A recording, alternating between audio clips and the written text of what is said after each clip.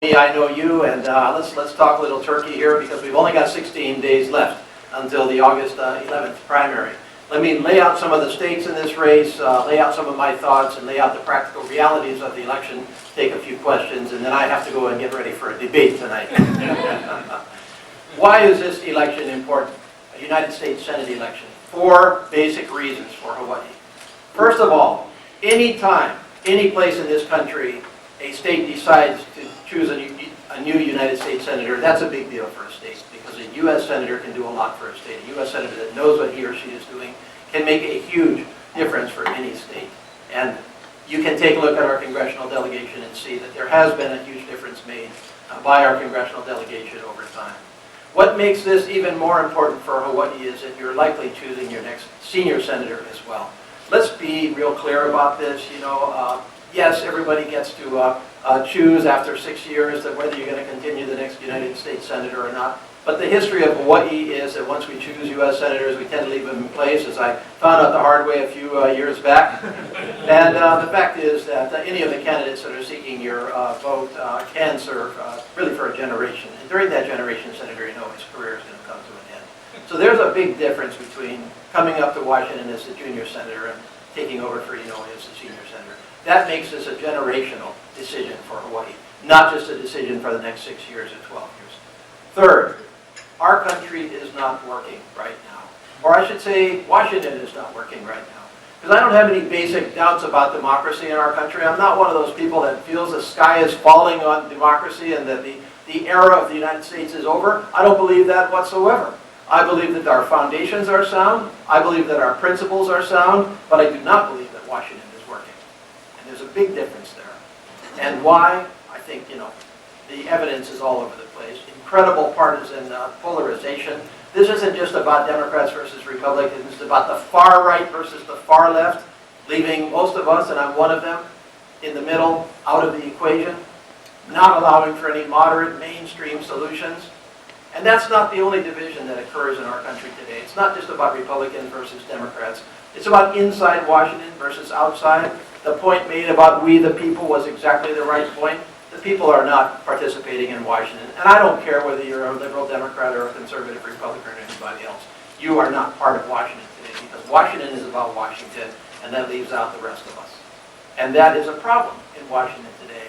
And so the stakes are huge. Now what can one United States Senator from Hawaii do about it? A lot. One United States Senator can go up there and find his or her fellow travelers and work with them to solve the problems of our country, to break beyond this partisan gridlock, to come in from the outside and say, no, I want to do this a little bit differently, in all kinds of issues.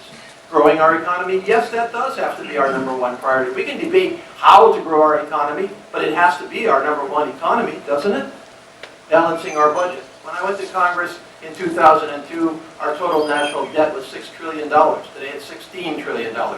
When I went to Congress in 2002, our total annual deficit was about $300 billion. Today it's $1.3 billion. And there's really no end in sight to this. It's very obvious that Washington is not fixing our budget concerns, preserving Social Security and Medicare. I think we would all agree, I hope we would all agree, that Social Security and Medicare have been good programs. And yet they are on an unsustainable path right now. And there are fixes to be made, but because we are busy jockeying between an extreme right position and an extreme left position, we're not getting the job done in Washington. Let's just take the budget just as one example.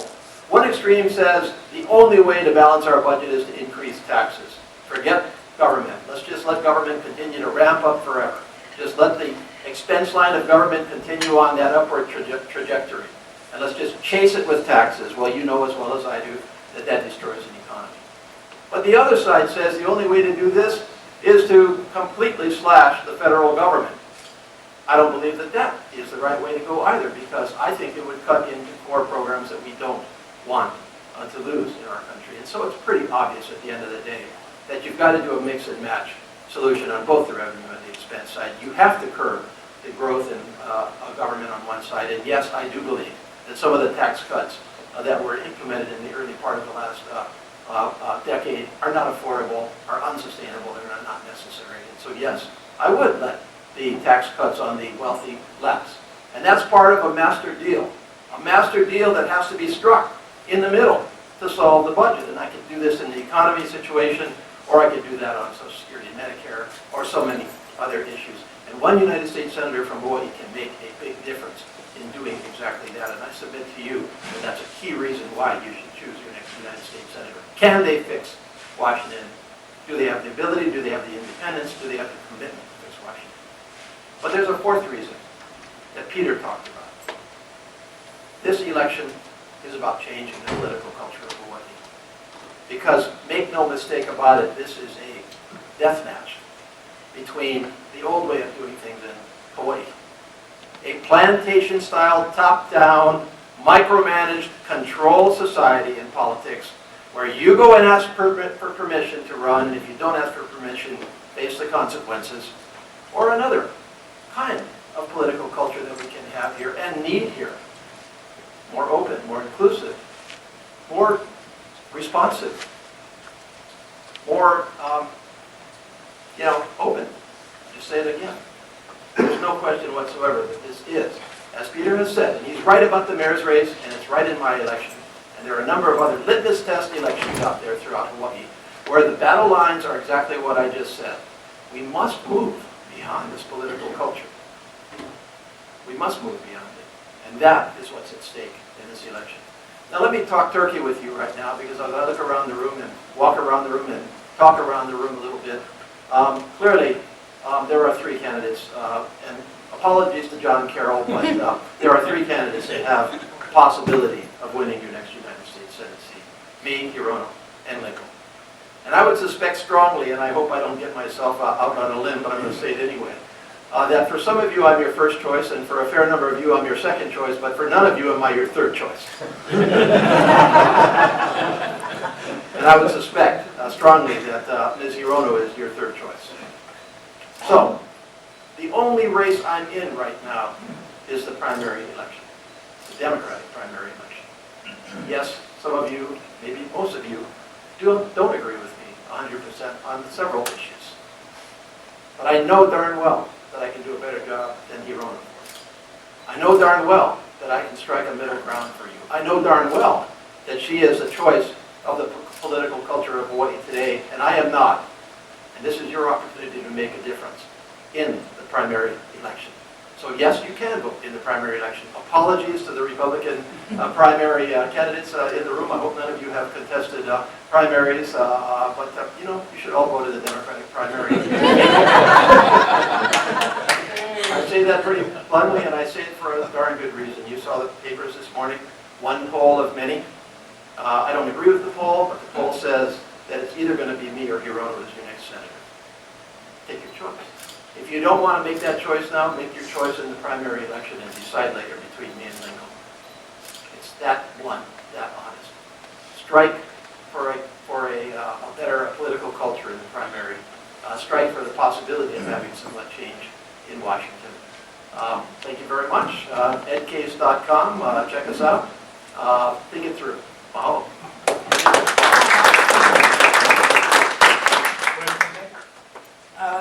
Ed, I'd like to address intolerance. And I'd like to address your intolerance. So I would like to know, for instance, what you're intolerant of. And that, for instance, are you intolerant of tyranny? Are you intolerant of the current situation? If I could just get a kind of an idea of what intolerance is. I'm intolerant of government that is controlled by a few individuals, that leaves out everybody. That upsets me more than anything else. I'm intolerant of the plantation store society that we have here. I'm intolerant of the second coming of the Big Five in Hawaii politics today. I am intolerant of anybody telling me who to vote for or how to vote.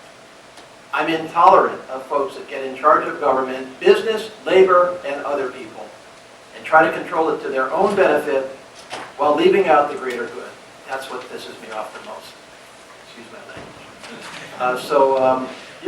Thank you. I'm a little angry about things right now. Thank you You might very have told. And hey, you know what? What does Hawaii want? Never could you have a clearer choice here between an old way of doing things and I think a better way. And so, make a choice. Yeah, so. Ed, I personally honor and respect Thomas Jefferson, including his philosophy and advocacy for the government that governs least, governs best. I'd love to hear your thoughts about that particular statement. If you agree with it, disagree with it, why? Thank you. I'm a moderate, so I don't buy the extremes. One extreme says that the only way that we can, govern ourselves is to have a huge government. I don't believe that's right. I don't want a big government telling me what to do, getting in my way, and costing me a hell of a lot of money. I run a business. I know what it's like. But I don't buy the other extreme either, that we need no government. Because I think government is good. I'm going to put that on the table. Some people have an innate dislike of government. I have an innate dislike of a lot of government as a practice, but I don't have an innate dislike of a government that, takes care of providing a solid economic foundation, providing for, reasonable support for folks that are genuinely in need. Maybe that makes me the Democrat that I am. So I strike a middle balance on that. It depends on what you're talking about. If you're talking about, reducing the federal government by 3/4, as some people would like, well, I'm not on that boat. I can't, we would have to talk about specifics for me to fully answer the question, but the bottom line here is that I think I occupy a moderate middle on that. Yeah. Could you comment on the recent controversy about the debate among Democratic candidates in the 2nd Congressional District in which 4 of 6 were included? I saw the letter from Dante Carpenter. Do you have a statement that you can make on that? Yeah, I think when people run for office, they should be included in the discussion. I think that when we prejudge the voters, that's a dangerous situation. Certainly, frankly, had I been prejudged in some of my races, I wouldn't have been in the position to run in the United States Senate seat. I was written off at the beginning too. So I'm always on the lookout for that person that's going to come along with a bright offer to the folks that can somehow catch fire. And run a good, solid, strong campaign and rise up in politics over time. And so I don't want to foreclose those options. Yeah. Could you state where you are on earmarks? I have a mixed view on earmarks. As a United States Congressman, I knew my district better than anybody in the entire world. There was nobody whatsoever that knew my district better than me.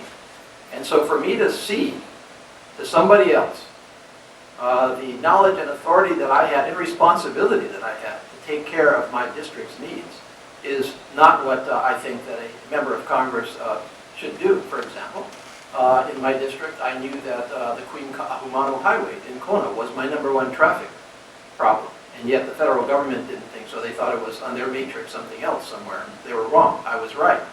And so I earmarked for that. I think that was a solid earmark.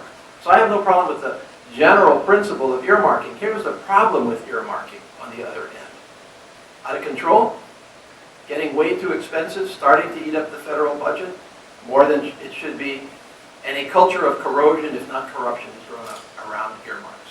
The link between lobbying, campaign contributions, earmarks, re-election of members of Congress, and influence is part of the problem in Washington here today. So there does absolutely need to be earmark reform, and I have no problem with a moratorium on earmarks when we work this out. But I'm not of the school that earmarks are per se bad, or that no member of Congress should ever be able to designate federal funds for a specific meritorious need in his or her district. Yeah. What do you think would be the solution to that corruption, and how do you feel about it? Well, first of all, the solution to the corruption is to get some good independent thinking going in Washington. Because really, in all honesty, I don't think that Washington is going to reform itself. We're not going to snap our fingers today, and Democrats and Republicans in Washington are going to say, "Oh my goodness, I'm going to give up the the culture that has grown up here that has benefited me," and we're somehow going to mysteriously start to talk across the aisle, with each other. I think we're going to have to get some new blood into Washington, and so that's the first part of the answer. As to term limits, I have supported term limits in the past, especially in the state legislature. I supported them for many, many years. I don't believe in a California-style term limit. I think it's a little too short. But a little longer than that, I think would be reasonable. And I would support them at the federal level, realizing this, that for a small state like Hawaii, there is a definite downside to term that we do in fact, we do in fact gain from a longer period of service in some of our members of Congress that equalizes the playing field between large states that don't matter whether their delegations turn over all the time. They still have 40, 50 seats. And a small state like Hawaii that has 4. So there's a downside for a small state. I don't know where to go. Like reasonable limits on contributions. I have no problem with that. And to complete transparency. And that was basically the case under McCain-Feingold. Now there were loopholes all over the place. So McCain-Feingold was not at all perfect. But Citizens United basically gutted McCain-Feingold. And I think we have to at least regain the transparency side of it. And I hope they're regain the reasonable limitations on contribution side of it too. And go perhaps some step further into some more revolutionary ways of handling campaign finance. Yeah. Going off on your power, on your truth and power piece, breaking up the traditional political power structure of Hawaii. Let's just say for a moment that you do get elected senator.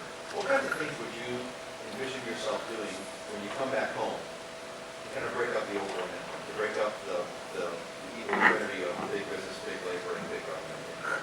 Well, I think first of all, if I am elected as an United States Senator, talking like I am, and I haven't pulled these punches with anyone, so this is, a frontal assault on a fortified position. I think that the simple fact of my election is going to contribute, and you believe that for Cayetano also.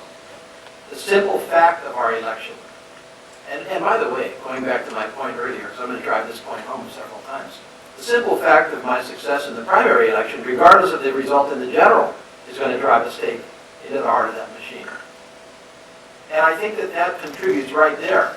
Now, is it going to automatically, wake up the next day and, the sky's clear and there's an open, transparent government? No. But is it going to mean that the next political candidates that think about running and yet feel that they are running against a machine, but there is a chance because that machine has not been as effective as it has in the past about micromanaging the outcome? Are they going to step up to the plate and run? Yeah, they are. Because right now, they're getting chilled out of it right now. Oh, you can't win. So-and-so didn't bless you. You didn't get the union blessing. You didn't get Inouye's blessing. You didn't get any number of blessings. Well, the hell with that. And that's what they are going to think. And that will open up the process right there. Now, in terms of coming back, frankly, I will feel pretty empowered to exert an independent judgment, not only by the fact of my election, but by the fact that I'm a United States Senator with a 6-year term. And our forefathers envisioned this as being the reason for 100 senators with a 6-year term, more independence, more long-term thinking. And that long-term thinking is not just about Washington, it's about Hawaii, because Hawaii's changing. I noticed that every 3 months or so, the legislature makes a new internet security bill. There's SOPA, HIPAA, Protect IP, CISPA, there's a new one. People keep rejecting it. They come up with new acronyms and stuff. Will you stand for internet security and internet freedom for the consumer side of the internet? I do stand for that, and I do believe that that's important. The reason that we are having these cycles on cybersecurity in Washington is because we are trying to solve this problem from the extremes. One extreme says no limitations whatsoever, no access whatsoever to information on the internet for any kind of criminal investigation or anti-cybersecurity purposes. The other extreme says we have to sacrifice these freedoms because we're getting attacked all over the place and China is interfering with our national security, and we've got to be able to track all this cybersecurity stuff. And the fact of the matter is, both goals are meritorious. And so we have to put together a solution that's going to try to be a win-win. Washington today is about win-lose all the time. We are ignoring win-win. And I think that we can find that balance in the cybersecurity situation. So I'm not going to say, yes or no automatically to any particular bill, but I hope that we are weaving our way somewhat to some kind of a reasonable compromise, although, given my feelings on Washington today, I'm not sure we can get there. There's an issue nationally is that having to prove who you are when you have to vote. Do you regard voter fraud as an issue in Hawaii, something that has to be addressed? I remember we show IDs here, but there's a proliferation now of early voting and mail-in voting. Is voter fraud something we need to be concerned about? My personal experience and observation is no. By the way, I think it's perfectly reasonable to ask somebody to say that they are who they are when they are voting, to avoid any kind of fraud. Now, that's not the issue in my mind. The issue in some states is whether that principle is being abused to prevent voting. And I think that's a reasonable concern because after all, we practiced that exactly in the 30s, 40s, and 50s, and particularly in the South. And it was ruled unconstitutional. So the principle of identification to vote, I have no problem with. The overuse of it to prevent voting, I do have a problem with. I think that as we get into a greater age of absentee voting, and we are, of course, heading in the direction of online voting, which I do support, and same-day voting, which I do support, because I believe people should be able to vote, even if they decide at the last moment to vote. We do have to watch for the possibilities of fraud, but I've been through a lot of elections. Some of them I've lost or won by a very close margin. And I've never, in all of those years, felt that the reason for my outcome was fraud. So I do trust the system overall. Taxation of the internet, Amazon.com purchases, that came out to the federal company. Well, it's a tough issue because we do in fact rely, many states do in fact rely on sales tax or excise tax, almost all states as a matter of fact. And so if the transaction of taxing, if the business transaction is what is being taxed and used for government revenues, is being supplanted by another form of business transaction, which is not quite as traceable, then you've got to ask yourself two questions. First of all, are you in fact going to apply the same principle to that level of taxation on a uniform basis, by the way?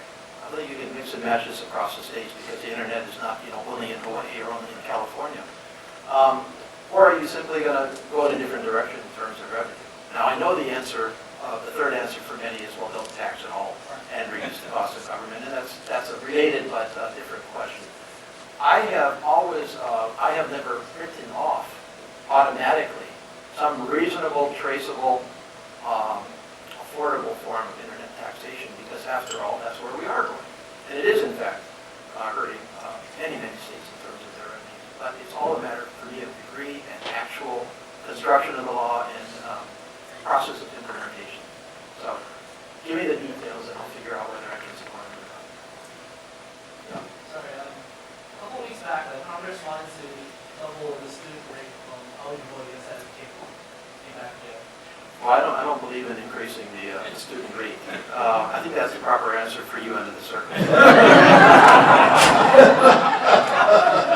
we do need. I have no problem with I have no problem with the general federal scheme of assisting students in need with their education. I think that's a laudable and necessary federal goal, but it has to be affordable over time. And it all comes back to the budget. And I would love to be a politician that sat there and said we can afford everything, but we can't. If you want that kind of politician, there's a primary election candidate that I'm running against that you can choose.